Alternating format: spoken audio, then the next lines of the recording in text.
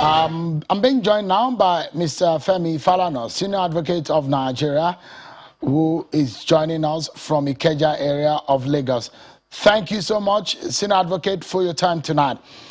Let me begin the conversation by getting to know your view, because thank you very much. Since we're still in the mood of the 61st independence celebration in Nigeria, would you say so far so good?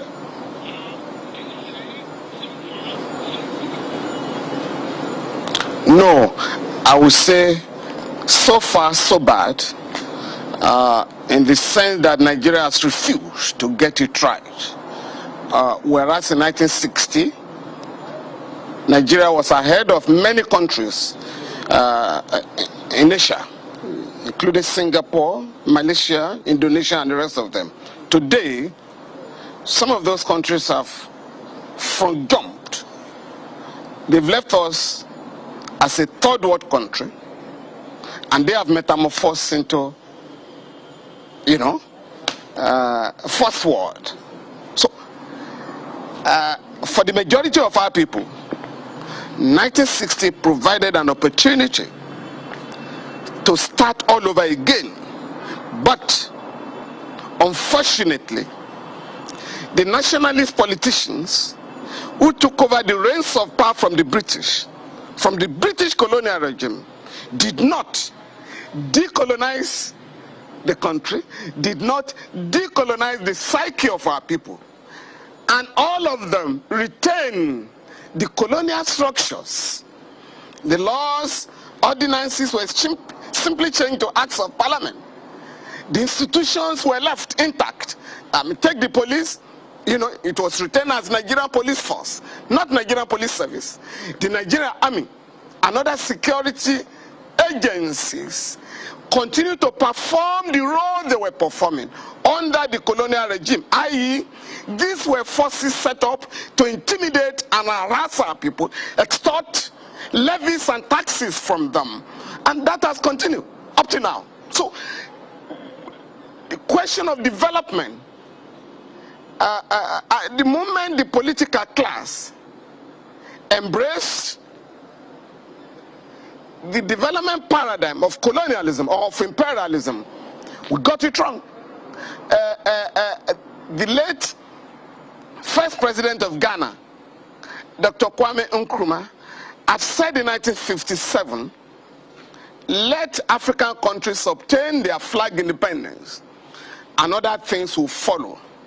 By the time he himself realized that the colonial route to development was not going to help Africa, it was rather late.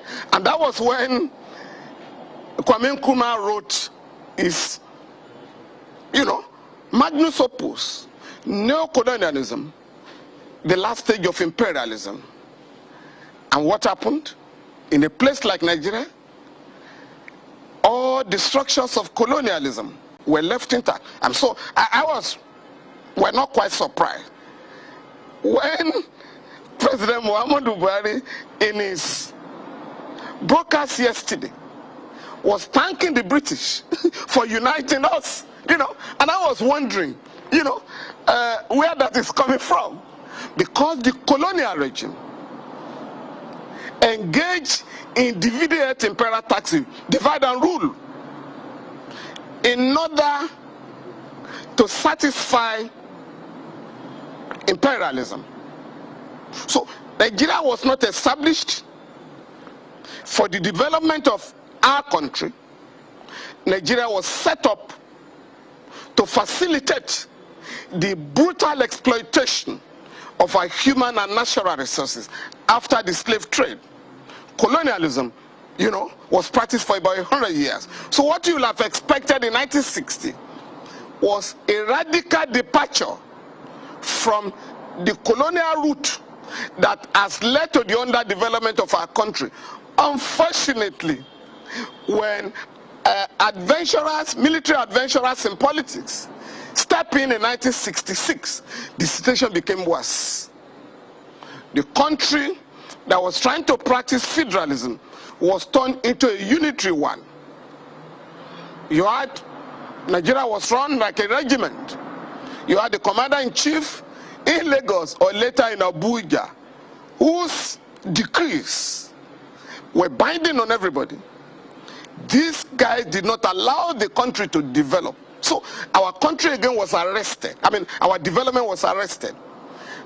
And the situation became worse in 1986 or thereabout, when the Ibrahim Babangida junta embraced the IMF World Bank imposed structural adjustment program,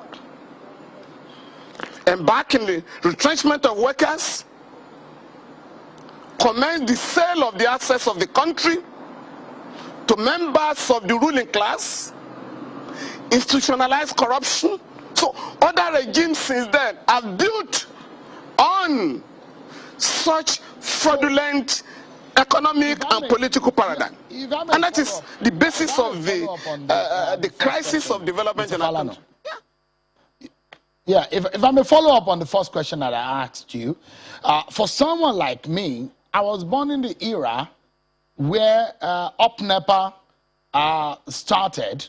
I mean, I've not known 24/7 power supply since I was born. And for someone like me also, would be glad that I paid about 90 naira as school fees, as tuition fee, when I was in the university, but because I attended a federal university. But someone like you, Mr. Falana, you enjoyed free education. In fact, the stories of having half a chicken for lunch is all over the place, and how you enjoy the kind of education that was available in your own time. But the question is, I would like us to be practical and look at where the problem, who has the problem, where we can place the problem, then talk about the solution. Where would you place the problem, and how do we resolve it going forward? Now, I'm not going to blame the masses of our people. I would blame the members of the ruling class that have, in connivance with imperialism, embark on systematic underdevelopment of our country. Unless you get it right, you're not going to get the right solutions. For instance, chapter 2 of the Constitution, and that chapter was in the 1979 Constitution. Chapter 2 of the 1999 Constitution provides that the economy of Nigeria shall be managed by Nigerians to promote the happiness and prosperity of our people. The wealth of our country, the commonwealth, shall not be managed in such a way that it is concentrated in the hands of a few or a group. The commanding height of the economy shall be controlled by the government. Section 14 provides that the security and welfare of our people shall be the primary purpose of governance. For me, that is where to begin from. Once you abandon the constitutional model, the constitutional duties of the government, and you embrace neoliberal policies that are subversive of the Constitution, you get it wrong. Whereas the Constitution provides that there shall be employment opportunities for Nigerians, and young people who are not employed, gainfully employed, or who are not employed at all, will be paid unemployment benefits. There will be adequate housing, adequate security, access to education for all and sundry. Now, how do we fund the social services, outlined by the Constitution? You cannot do so under a peripheral capitalist system that we operate. And so, what is the way forward? It is to ensure that our people are mobilized to take the political destiny of our country, their own political destiny, in their own hands. And you're not going to do that by turning Nigeria into a dumping ground for all manners manners of goods. I mean, your guest was speaking about the exchange rate of the, dollar vis-a-vis the naira. Oh, we need to export. Export to where? Produce goods in your country to meet the requirement of 200 million people. That is one of the largest markets in the world. Mobilize our people to produce enough food for Nigerians. Refine your crude oil to satisfy local demand. When you have excess, you can export. Control the exchange rate of your currency, and not dollarize the currency in a way that you have reckless devaluation. And there is no way you are going to do that if you import all manners of goods in Nigeria, goods that can be produced in the country. So you turn the country into a dumping ground. Two, you cannot have double or multiple exchange rates and you expect to have stability, in the exchange rate. So if I can go to the central bank, collect $1 million or $10 million at exchange rates, I take it to the market without producing anything, I become instant billionaires. Section 44 of Section 44 of 44 subsection 3 provides that all the resources of our country, mineral resources, oil and gas, solid minerals, shall be taken over by the government and managed in the interest of our country. Now, there's no provision for taking over oil blocks and giving them to individuals who have no fund or technology to develop them, who will simply work, outside the country to lease the blocks, and they become instant billionaires. So that is not the way we are going to run the country. So if you want to get it right, we must start by mobilizing our people. We must start by forming groups in the country, cooperatives, mobilize the people to produce food, mobilize the people to manufacture goods, encourage the people, make funds available for young people to be gainfully employed. All right. And then the sky can be the limit. Right now, Nigerians are running many countries. Let me take you up quickly, Mr. Falana, on two very important issues. The first next issue is the request by the members of the parliament, members of the Senate, and members of the House of Representatives asking the president to declare bandits terrorists. You've made your position known in a statement you released earlier today. How important do you think this is?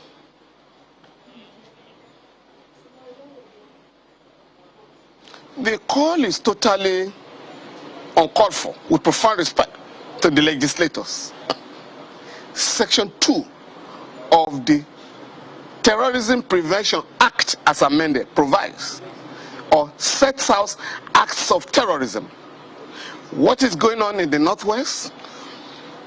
Kidnapping of people, including children, including primary school pupils, downing jets of the military, destroying properties, blocking roads, annexing part of the country, are all acts of terrorism. All acts of terrorism as defined by law. So I don't need to call the president to make a declaration.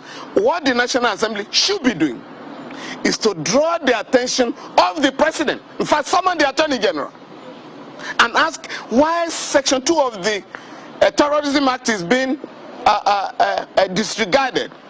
Because you must also recognize, you must realize or recall that in 2014, when the Chibok girls and later in 2017, the Dapchi girls were abducted, it was agreed by the government and the media that these were acts of terrorism. We call them terrorists. We didn't call them bandits.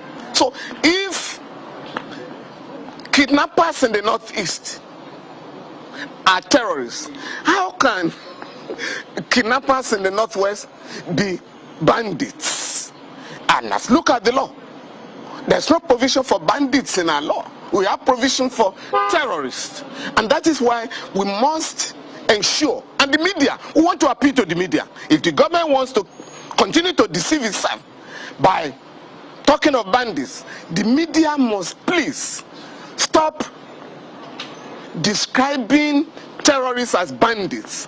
Once the National Assembly members, the media, and victims of terrorist acts in our country agree that those who are making life impossible for them, those who are frustrating them from enjoying peaceful life, are terrorists, the government will be compelled. But is there any reason, do you think, Mr. Falana, move against that the federal terrorists? Government is not declaring them terrorists?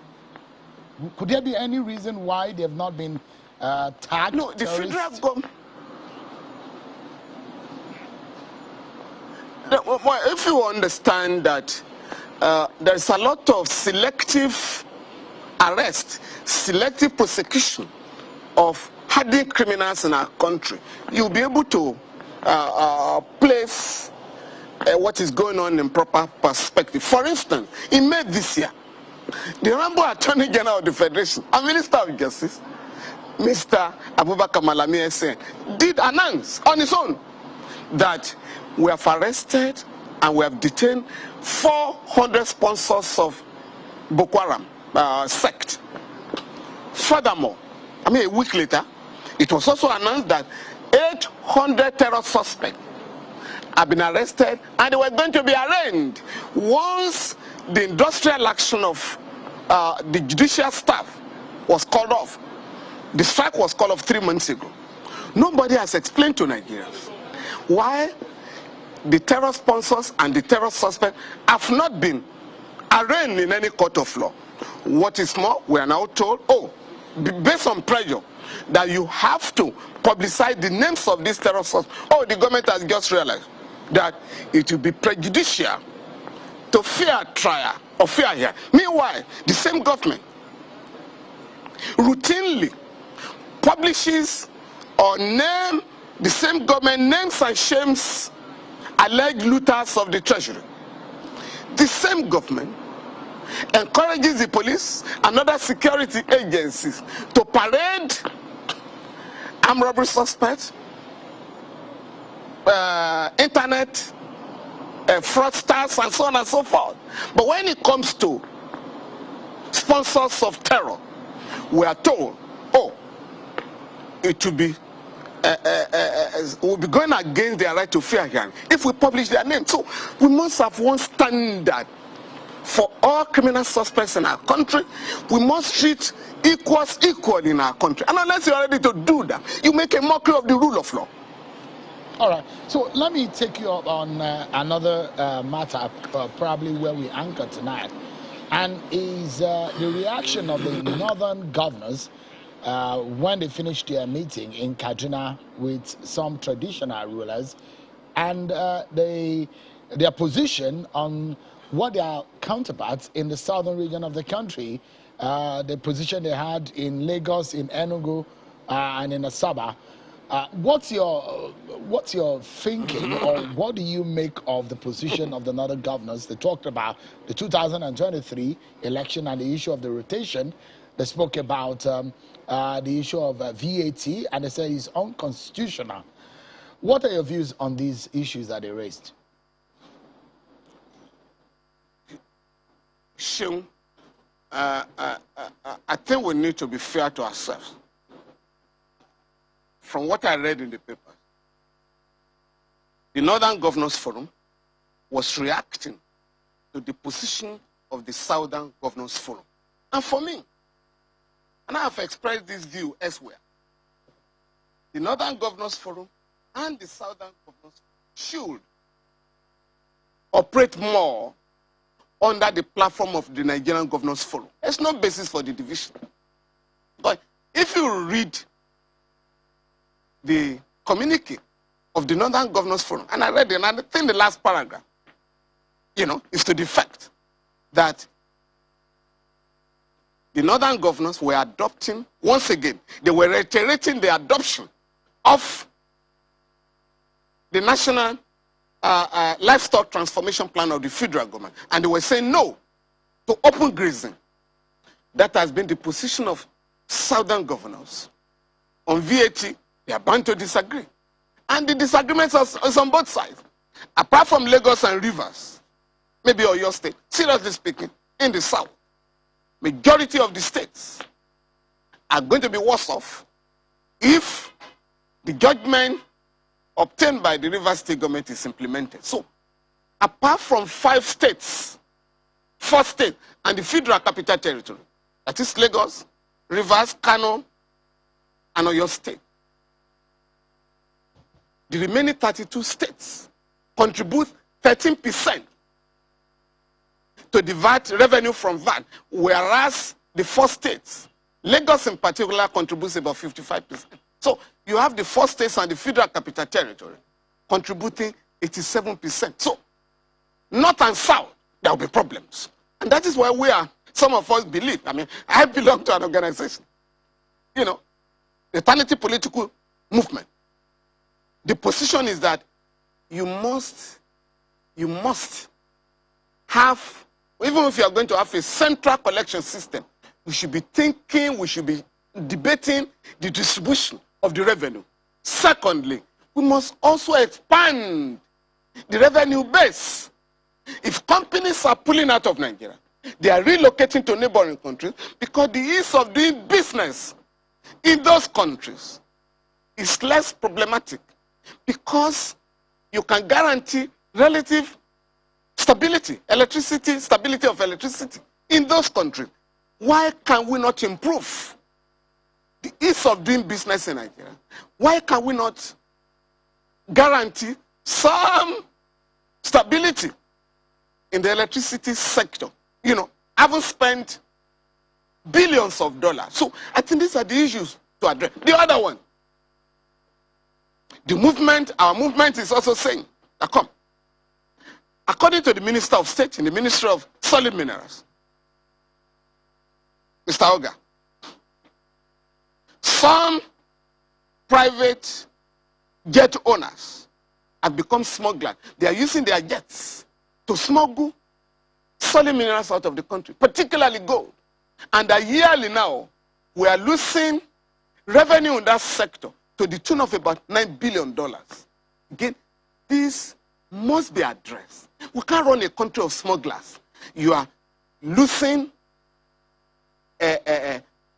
billions of dollars to smugglers in the area of solid minerals. With respect to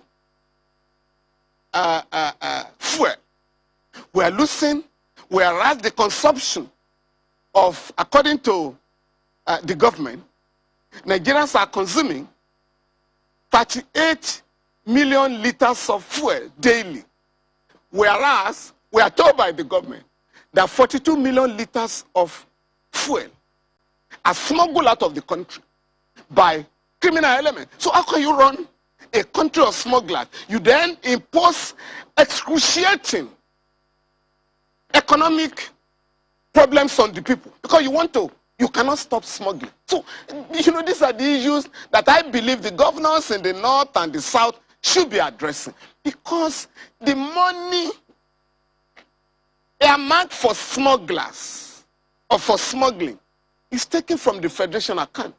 So our governors must be up and doing and ensure that you address the leakage in the federation account. The other one is the NNPC.